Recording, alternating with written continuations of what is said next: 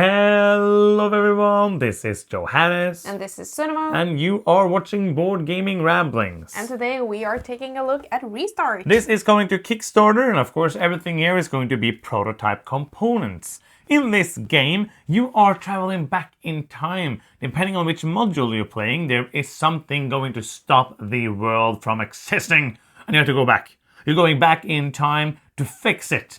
And if you are the best person at fixing it, you will win by getting victory points, because everybody knows victory points will save the world. We're going to talk about this game. I'm going to briefly tell you what you're going to do. On your round, you're going to do different things. You're going to start by moving your adult figure around on the board. These are actually going to be under them, but we can't fit it on our camera. So you are going to place them there now. You understand it. It's this piece. I'm going to move it around. It can't be with its child figure, because you cannot meet your child, like yourself as a child. Yes, yeah. That will boom, boom, boom, boom, boom, implode the time and space mechanism of time. You're going to go around. You're going to then place cards from your hand on top of these spaces. Let's say I'm over here. I could play a card over there. I'm going to do what's on it, and then I am going to continue my turn. What you're trying to do is to match these symbols that you're going to have on your player board. We're going to talk about this beast soon. You're going to try to match these. So let's say here, I would have wanted these to be, I can't actually switch them, but let's say it was like this, blue, blue, green. I could then pay the time for this to score this to get points at the end of the game. I am trying to do different things in this mind phase, or in this second phase of the game, by doing different things. I'm saying different things because the modules are different. One, you're going to play, you're going to roll dice and try to get the right symbol to move on tracks, getting points and getting extra points for being far ahead. Another module, you are going to get these X and Y chromosomes, trying to get set collections or straights, basically like 5, 4, 3, 2, 1. And there's even more. Those are the ones we have played. We haven't gotten to play them all, just so you know. And then you're going to get some income. Depending on the cards you study here on your player board and the fragments, the time fragments that you get, you will also get bonus actions, more income, possible to do the actions here more times on your turn, or be able to play more cards, move more, or play cards where your child token is. That is basically what you're going to do. Let's talk about this game. And first, it's impossible to talk about this game without talking about this. Yes, it's one of the coolest player boards I've ever seen. Mm-hmm. Like, you can flip it together like this. There's a magnet in there. And it is quite versatile. So you can place your like pattern cards over here, and it's actually, so you can switch these two around. So if people are sitting beside each other, you can still have those hidden. And also you can tuck these cards underneath. So there's a space for them here as well, which is pretty cool.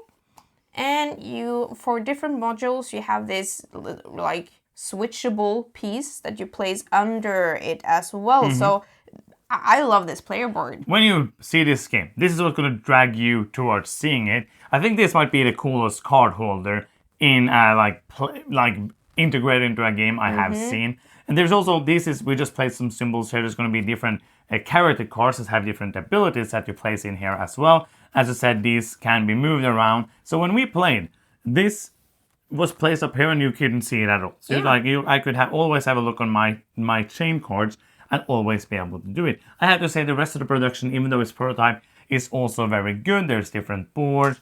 This is for the one module that we played. This is for another module that we did not play. So the two of the modules using the board. Other things are using the different cards and different components in the game. The game has 4 main modules and even some smaller modules that you can add to all of the modules to mix and match to play, depending on like how strategic you want it, how luck-based you want it, how complex you want it.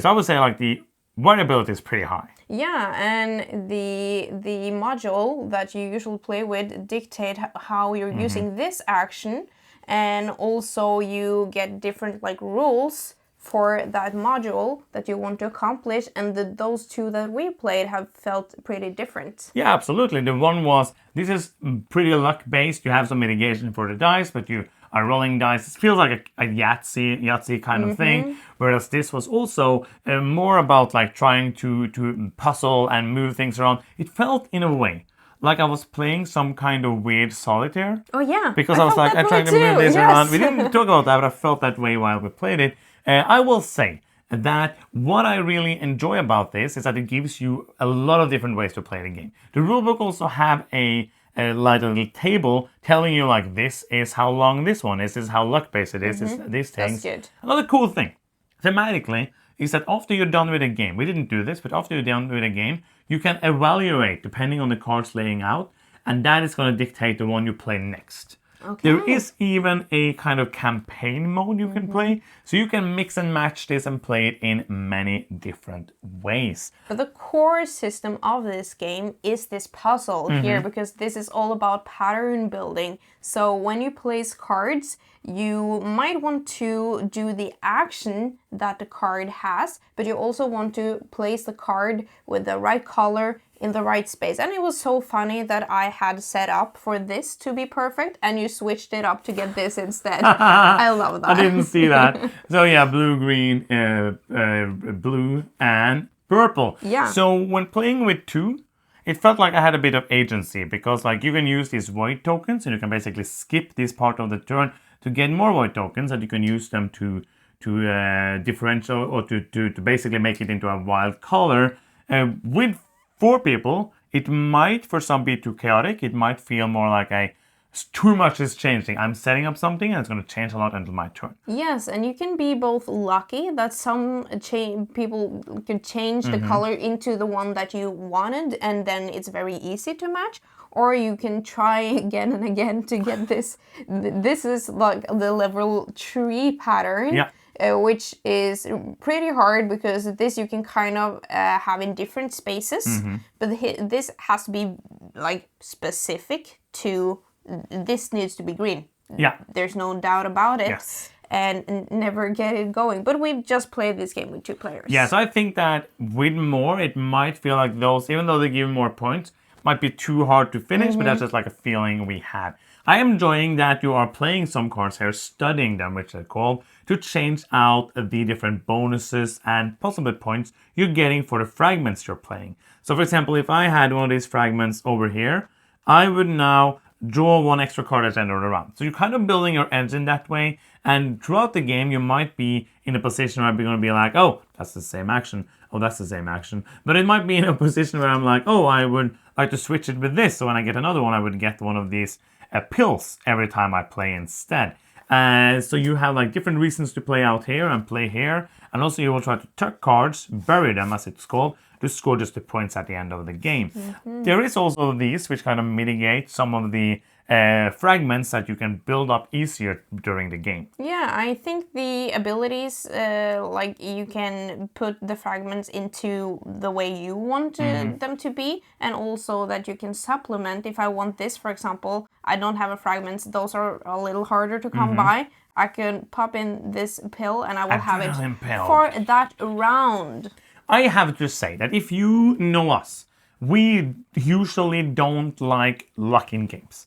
And the more heavy the game is, the less we like luck. If you're like us, you might feel like this is going to be a too much luck-based game. Because there are some layers of luck. There is also mitigation in many ways. So for example, the first time we played, I just thought like, okay, I'm playing Yahtzee. I'm just going to enjoy that. And I did. Because I was just like, I'm just going to hope that I get cool stuff. Because I also like rolling dice. And doing like, yay, I got it. But the more heavy the game is, the less I like it. But because there is enough mitigation, I didn't mind it too much. But there is just like some layers of luck with the cards you get. There is going to be some on display. But if nobody wants them, or just like the color you want never gets there, or something like that, of course you can use the voids. So there is mitigation, but just know that. So if you're looking at this, and you have as an aversion to luck as we do, this might be too lucky for you. Yes. So who will like this? I think you're going to like this if you like what you see. If you enjoy games with a lot of variability, with a lot of different setups and different modules you can mix and match. And of course, you have to not mind that luck factor. If you are purely against luck, I don't think this is going to be for you. If you don't mind that to just change up, some people like it. That changing up of things with luck. We usually don't, but some people do. And this might be more for that crowd for sure. Yes.